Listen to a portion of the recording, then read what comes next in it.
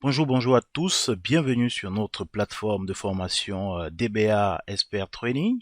C'est vraiment un grand plaisir encore de continuer à vous accompagner sur votre montée en compétences PostgreSQL. Vous pouvez voir déjà plusieurs formations que nous avons nous avons mis en place, que j'ai animé moi-même.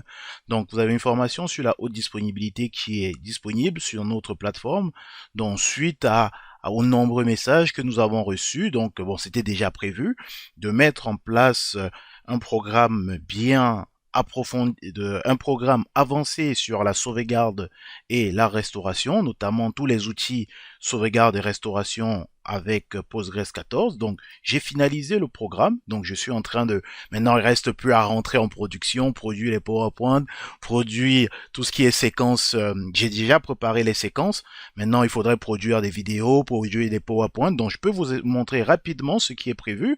Donc, on va travailler sur un aspect général, donc où je vais expliquer les principes, tous les principes, le principe de la sauvegarde et de la restauration, les scénarios de principe de restauration, sachant que dans un environnement de production, c'est quelque chose qui est qui est le plus, je pourrais même dire, c'est l'activité la plus importante de pouvoir sauvegarder et s'assurer que les sauvegardes se font correctement. Donc, on va aborder ces principes de sauvegarde, décrire les éléments nécessaires pour sécuriser une sauvegarde.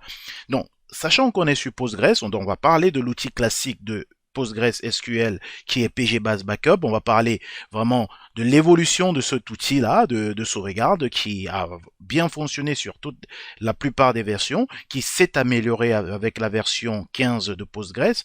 On va aborder l'un des outils les plus performants du marché, euh, oui, du marché, on peut le dire, de la sauvegarde et de la restauration. Donc, l'outil Barman, on va aborder l'outil Barman. Je vais vous présenter l'outil Barman. On va l'installer. Vous devez l'installer, configurer l'outil Barman, faire des sauvegardes et des restaurations. Donc, on va aborder vraiment une partie sur Barman, donc assez complet, plus d'une heure de formation sur du Barman, sur Barman. On va aussi aborder PG Backrest qui, dans d'autres environnements de production, on va voir les différences entre les deux. Donc, on voit bien que dans certains environnements de production, vous avez plutôt PG Backrest qui est utilisé et cet outil-là est imbriqué parfois avec des solutions de réplication. Donc, on va aborder tout cela durant cette formation. Donc, j'ai préparé plusieurs séquences, sachant que dans la méthode pédagogique, on a le grand chapitre et plusieurs petites séquences qui vont venir compléter la compréhension de cet objectif pédagogique. Donc, après ça, on va faire l'automatisation. Donc, une fois qu'on sait faire manuellement, on va automatiser, on va mettre en place des systèmes de sauvegarde automatique. Donc, on va mettre en place, donc, du coup, l'automatisation au niveau PG base backup, le haut niveau barman et PG backrest. Donc après on va vérifier donc les outils de surveillance. Donc il faut surveiller ces sauvegardes là. Il faut toujours avoir un œil dessus pour savoir est-ce qu'on fait bien, est-ce que les sauvegardes sont bien effectuées. Donc, après, on va mettre en place les bonnes pratiques. Les bonnes pratiques, ce serait savoir les périodes de rétention. Ces outils-là, on a des périodes de rétention. Quel type de rétention on doit mettre en place, sachant que je vous aurais déjà expliqué l'architecture d'une sauvegarde. Donc, vous sauriez comment mettre en place les bonnes pratiques à mettre. Donc, il viendra de par mon expérience que j'ai eu à côtoyer en entreprise, je vous donnerai mes solutions. Ce ne sont pas forcément les meilleures, mais ce sont les solutions que j'ai mis en place et qui ont fonctionné. Après, on pourra discuter de ces solutions. On va résoudre les problèmes. Il y a toujours des problèmes de restauration non, ou même de sauvegarde. On va parler on va faire une séquence là-dessus. Donc, je vais vous montrer des exemples, des cas pratiques de résolution d'incidents de sauvegarde et de résolution d'incidents de restauration. Et à la fin, on va mettre en place la, la mise en place d'un plan de reprise après sinistre, dont ça pourrait être une réplication. Et d'ailleurs, il y a une vidéo clairement sur la réplication qui est sur le site internet. Donc, vous pouvez déjà voir ces vidéos-là.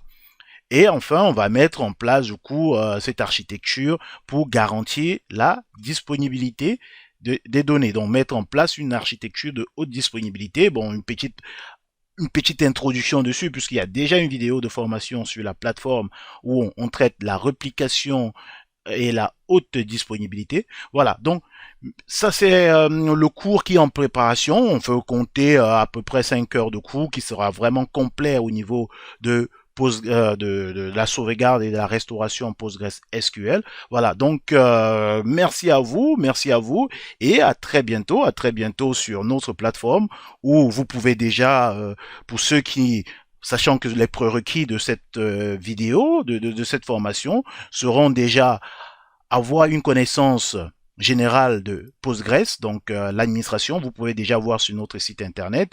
Il y a un cours de 10 heures sur l'administration de PostgreSQL.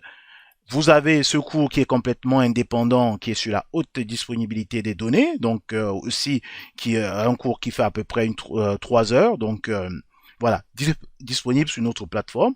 Donc voilà, merci à vous de m'avoir suivi et à très bientôt. Donc où on va aborder, où je vais mettre en place cette formation.